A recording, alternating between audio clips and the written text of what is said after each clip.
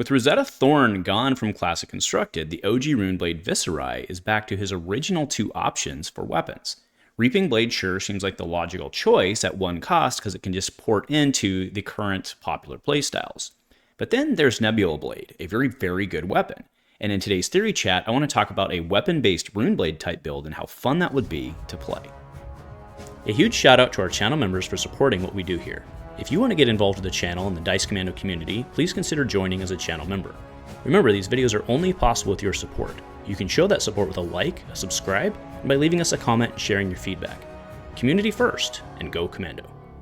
Hey there, my flesh and blood friends. Welcome back to Dice Commando and Go Again, a fabulous cast. Thanks for joining me for today's kickoff of kind of a fun little concept-based series where I'm looking at maybe some abstract or even theoretical concepts within Flesh and Blood. So this series will go up on Monday afternoons, Monday evenings in the US at least, for the next couple of weeks, and I hope you enjoy them. They're designed to be short videos. We just kind of touch on the subject and provoke some thought, hopefully, and I'd love to hear your comments on each as we go through them.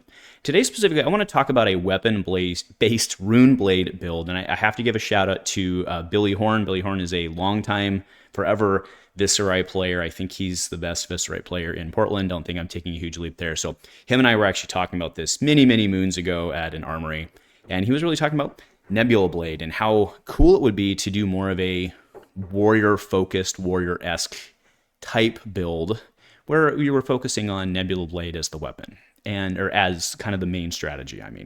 Now, obviously Rosetta Thorn has been a very, very good weapon and Runeblades use their weapon, but Rosetta Thorn in many cases, you're not setting up for that. You just have that on the end for your swing. And, like Briar, for example, she might not always swing Rosetta on her big CMH turns because she might not have the money or she might be going Cheerios or whatever it may be, right? So kind of porting that aside, talking Nebula Blade as being the primary focus of the deck. And, to do that, we're actually going to look at a lot of cards from the Rhinar versus Dorinthea set, just because there's some general concept cards in there that are generic and exist today that we could use with Nebula Blade.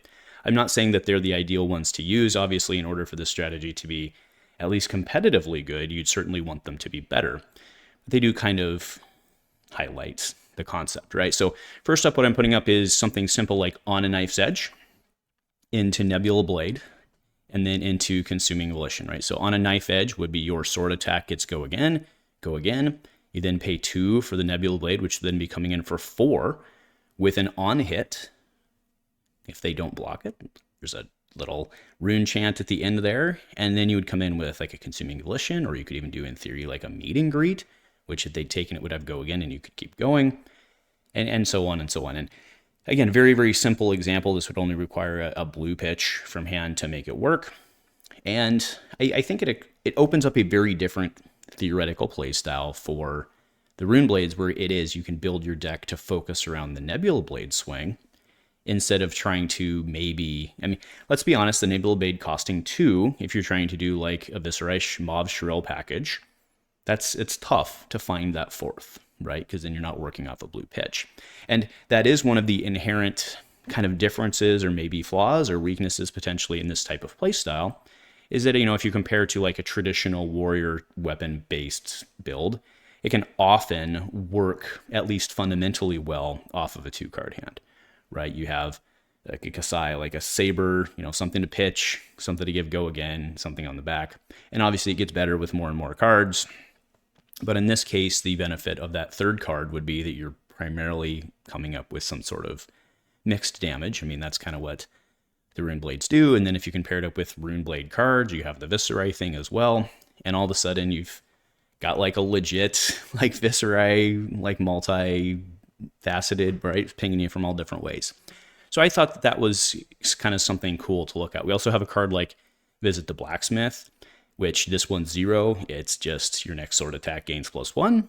So in that case, this would be coming in for 4, potentially off a 3 in this case, or off of a yellow, in this case, threatening the on hit, right? Very, very simple stuff. Just with, in this case, would be a 2-card hand. And,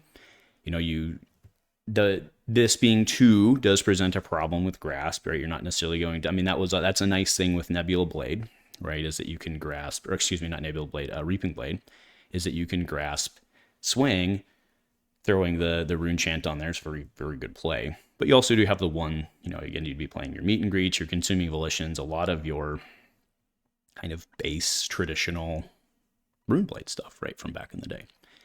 So we look at these cards like Visit the Blacksmith and On Knife's Edge. Again, they're not super amazing cards, but they serve as kind of a template of what we could do or what could be done. And then if you go into the class side of stuff, then it makes it easier for Viserai to potentially make the rune chants. And then don't forget, of course, we have attack reaction options out there, right? We have the new, right? We obviously always have Razor. And then we have also another option, Thrust, from the 2-player set. So, it is kind of, as I'm going through this, I'm looking at a lot of these are commons. Viserai is actually not super good in Commoner.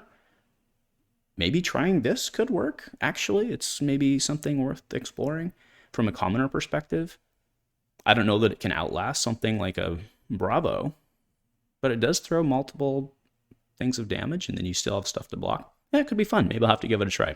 So anyway, just curious what you all think about this. I don't think it's something we can do, at least from a competitive standpoint now, but you can see how it wouldn't be hard in like an expansion set. They have said it probably won't be a while till we get another one of those, but it is something that you could very easily see, and they could build out with commons and maybe a couple rares in there and really open up a lot of pass. And it doesn't mean you can't still do Mauvrion Skies into your 1-drops and then have the 2 floating.